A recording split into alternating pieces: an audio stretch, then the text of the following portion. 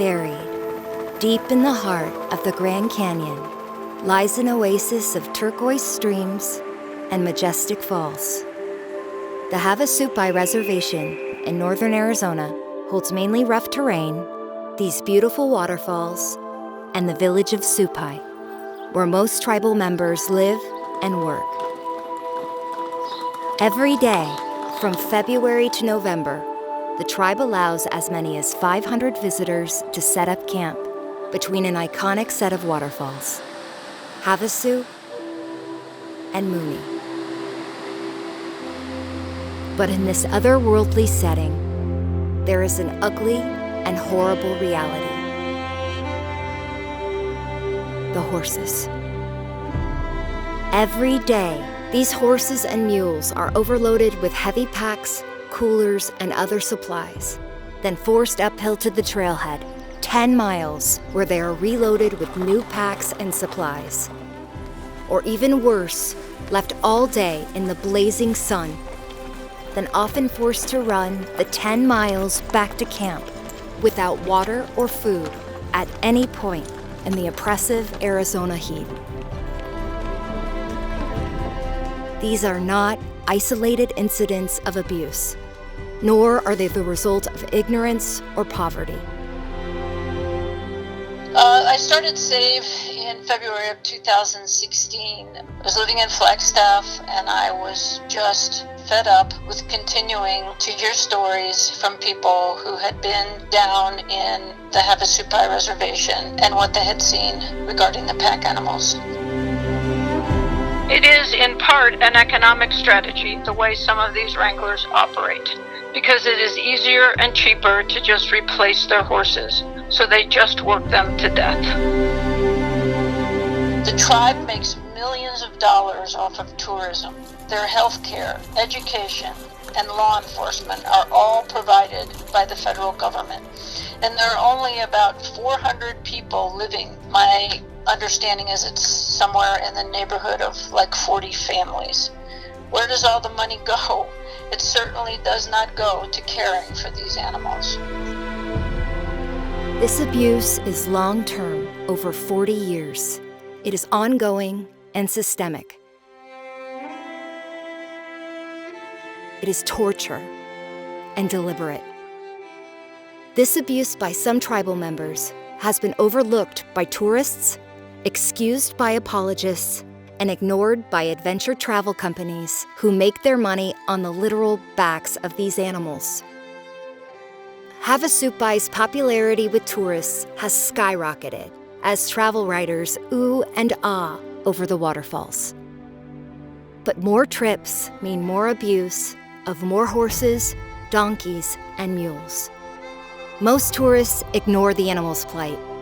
Some just look the other way. Others are ignorant of what they see, while travel writers say nothing about abuse in their blogs and magazines. The appalling pain and suffering these pack animals endure every day must not go unnoticed by anyone. Their wounds are not invisible. The blood dripping from their bodies is not invisible. It spatters the trail to Supai. These pack animals need everyone to notice their suffering and act. They need every witness to speak out, making formal complaints to the Bureau of Indian Affairs and to the Havasupai tribe, as well as contacting SAVE. The solution relies upon the public. Anyone considering a trip needs to be aware of the abuse, knowing that using the pack animals makes tourists an accessory to the crimes committed against these helpless animals. Travel writers who suggest the use of pack animals or mention it without mentioning the abuse should be held accountable by the public, as well as adventure travel companies who profit from abuse and do nothing to stop this suffering. So the solution is actually not very complicated, and there are people and organizations to help provide the education and the implementation. SAVE in our mission statement has outlined the steps necessary to run a reputable packing operation that puts the health and well-being of the animals first. Simple things like using breakaway knots so that if something goes wrong, everything can quickly be released. Any responsible packer uses this type of knot. Instead, the Havasupai use something called the come-along method of tying animals together. This method causes animals to be choked if they can't keep up or they fall. Whole strings of horses have fallen to their death from this alone. We need people to get really angry about this and let others know the facts and not use the pack animals under any circumstances. The fix is available and actually exists in the neighborhood in Grand Canyon National Park that runs a packing operation. Those horses are happy, healthy, they're walking, and they're not carrying too much weight. The horses and mules are not the only recourse for heavy supplies and packs. There is a helicopter service to Supai 4 days a week. With public pressure, that service could become an easily implemented, better alternative. Longer-term solutions, such as a tram system, are possible. And there are successful, humane models for using pack animals in the Grand Canyon that should be implemented by the Havasupai tribe. The price of someone's glamping experience is paid by the horses, mules, and donkeys. In beatings, starvation, dehydration, injuries, and inexorably, death.